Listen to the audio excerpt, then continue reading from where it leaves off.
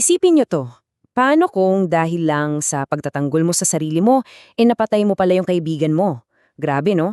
Ating susuriin ang isang kaso na, mahigit 100 taon na ang nakaraan, pero hanggang ngayon, hinuhubog pa rin ito ang criminal law natin. Sa Pilipinas, tara, pag-usapan natin ang kaso ng the United States versus Ach mismo. Yan yung mga salitang sinigaw ni Achong ilang sandali lang bago mangyari ang isang trahedya na habang buhay niyang dadalhin. Isang babala na sadly hindi napakinggan at naging sanhi ng kamatayan. At dito na nga papasok yung pinakatanong sa lahat, di ba? Pwede ka bang makulong para sa isang krimen na resulta lang pala ng isang matapat pero trahedyang pagkakamali? Paano ba tinitimbang ng batas ang isang gawa na mali pero ang nasa isip mo naman, tama? Dito natin yan hihimayin. So, simulan natin. Balik tayo sa madilim na gabi ng August 14, 1908, sa Fort McKinley, kung saan isang desisyon na ginawa dahil sa matinding takot ang babago sa lahat. Okay, para sa mga law students dyan, ito yung mga detalye. Ang kasong to ay the United States versus Achong, GR number L5272. Ang desisyon? Pinopromulgate siya noong March 19, 1910 at ang ponente, si Justice Carson. Ngayon, alamin natin yung mga facts of the case, yung mismong pinagbasehan ng Supreme Court. At ganyan lang kabilis, nangyari ang lahat.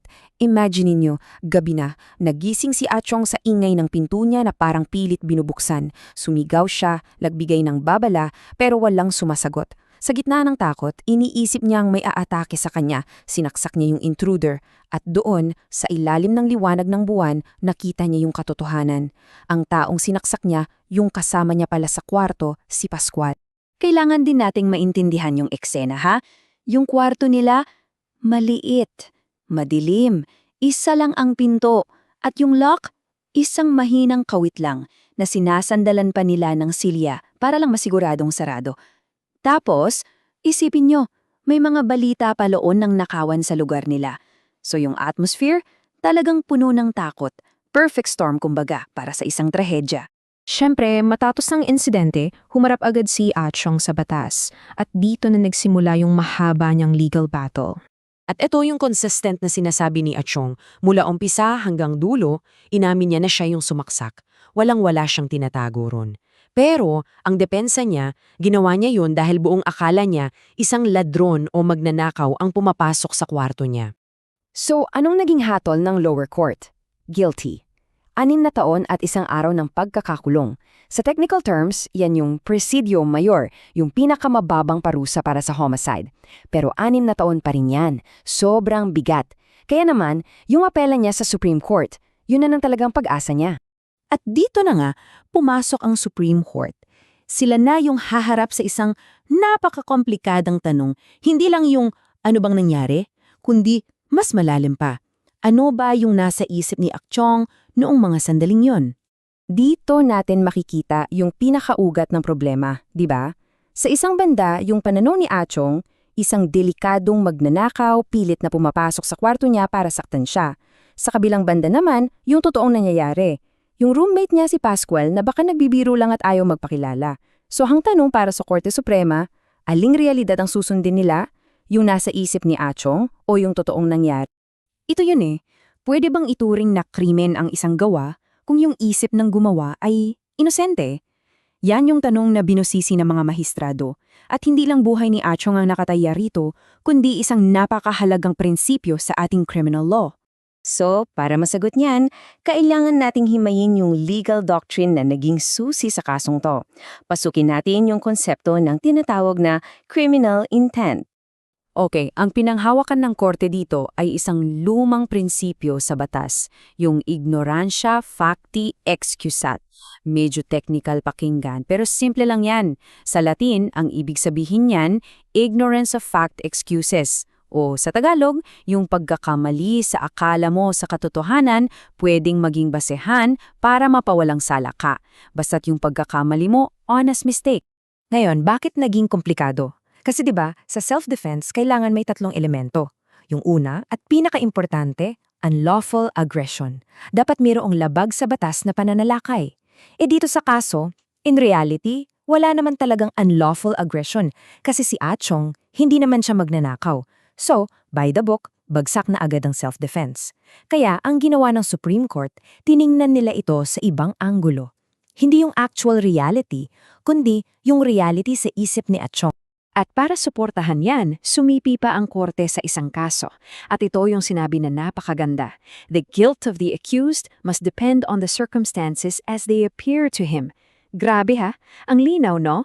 In short, dapat husgahan si Achong hindi base sa kung anong totoo, kundi base sa kung ano ang akala niyang totoo, basta't yung akala niya reasonable, walang kapabayaan.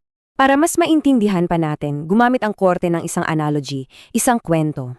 Imagine niyo raw yung ganitong senaryo. Isang tao, nag-disguise. Nagpapanggap siyang hold-upper. May dalang peking baril tapos tinutukan niya yung kaibigan niya sa dilim. Trip lang, biruan lang. So eto na yung tanong ng korte. Kung ikaw yung kaibigan na tinutukan, sa isip mo totoo yung banta, di ba? Depensahan mo sarili mo at napatay mo yung nag-prank sa'yo, murderer ka ba? Ang sagot ng korte, isang malaking hindi. Bakit? Kasi wala kang criminal intent. Yung isip mo, inosente. So, matapos ang lahat ng analysis na yan, handa na ang Korte Suprema na ibaba ang kanilang desisyon. Isang desisyon na, well, gagawa ng kasaysayan sa batas ng Pilipinas. At ang final verdict, acquitted.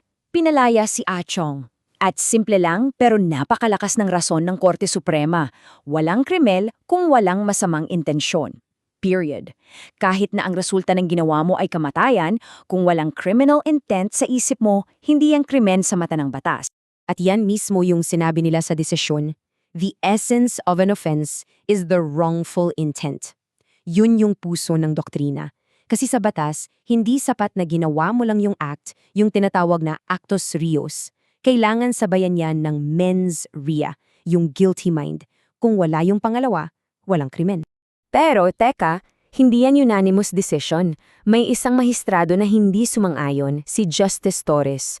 Para sa kanya, oo, walang intensyong pumatay, pero may kapabayaan pa rin. Masyado raw mabilis kumilos si Achong. Hindi raw niya dapat ginamit agad yung kutsilyo. Kaya para kay Justice Torres, dapat may pananagutan pa rin si Achong, homicide through reckless negligence, na may mas mababang parusa na 1 taon at 1 buwan. So kung titingnan natin, 3 yung naging hatol, di ba? Trial court, guilty of homicide. Supreme Court, majority, not guilty, acquitted. At yung dissenting opinion, guilty, pero sa mas mababang krimen, negligence. Dito pa lang, kitang-kita na natin kung gaano talaga kakomplikado yung pag-apply ng batas sa mga ganitong sitwasyon. At yan ang lasting legacy ng kaso ni Achong. Mahigit 1 siglo na ang nakakalipas, pero yung doktrina, buhay na buhay pa rin sa ating mga korte. Isang matibang na paalala na sa ilalim ng batas natin, para maging krimen ng isang gawa, dapat kriminal din ang isip. Tinitingnan ng hustisya hindi lang yung ginawa mo, kundi yung dahilan at intensyon sa likod nito.